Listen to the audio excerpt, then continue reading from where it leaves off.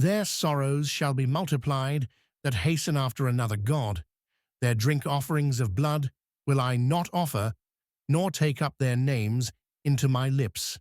Psalm 16:4. David now contrasts his delight in the saints with his complete rejection of idolatry. The verse begins with a grim warning about the consequences of abandoning the true God for false alternatives. The phrase, "their sorrows shall be multiplied," describes the inevitable result of idolatrous worship. This term, sorrows, encompasses pain, grief, and trouble. Those who chase after false gods don't find relief from life's difficulties, but instead increase their burdens. The multiplication of sorrows suggests an escalating pattern. One false step leads to another. Each compromise with idolatry brings additional problems rather than solutions.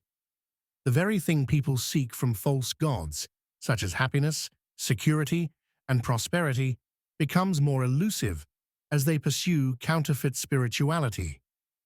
David uses the phrase, "hasten after another god," to describe the eager pursuit of idolatry. The word hasten implies urgency and enthusiasm.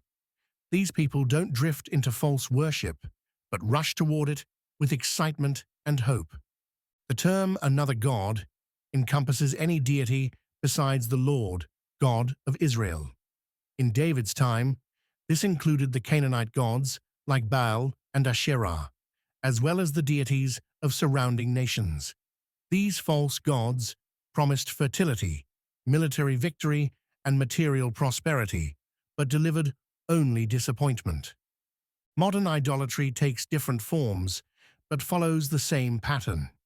People hasten after money, career success, romantic relationships, or personal achievements, expecting these things to provide what only God can give. The result remains the same: multiplied sorrows. David declares his personal commitment, "Their drink offerings of blood will I not offer." Drink offerings were liquid sacrifices poured out to honor deities. Many pagan religions included blood in these rituals, believing it possessed special power to appease their gods. The mention of blood highlights the violent and disturbing nature of pagan worship.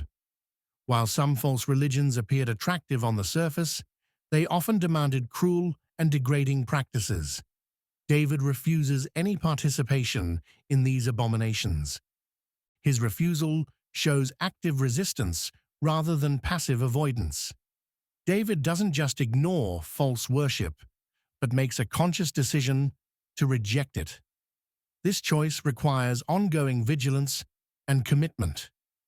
The phrase, "nor take up their names into my lips," extends David's rejection to verbal acknowledgement of false gods.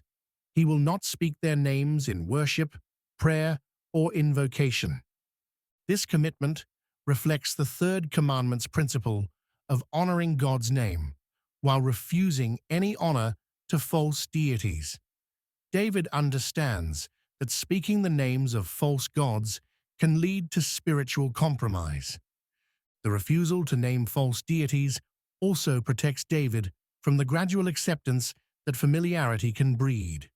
By avoiding their names, he maintains clear boundaries between true and false worship.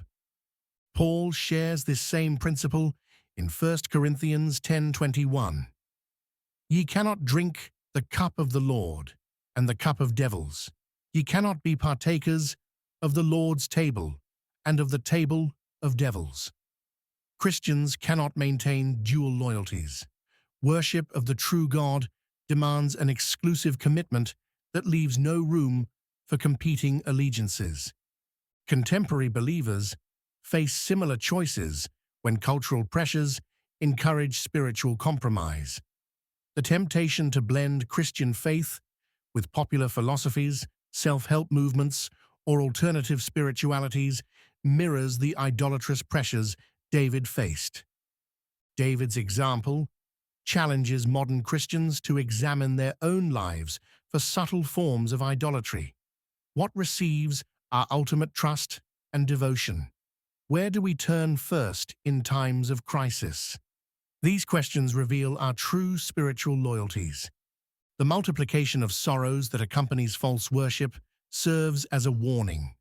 When people seek ultimate meaning and satisfaction in created things rather than the Creator, disappointment and pain follow.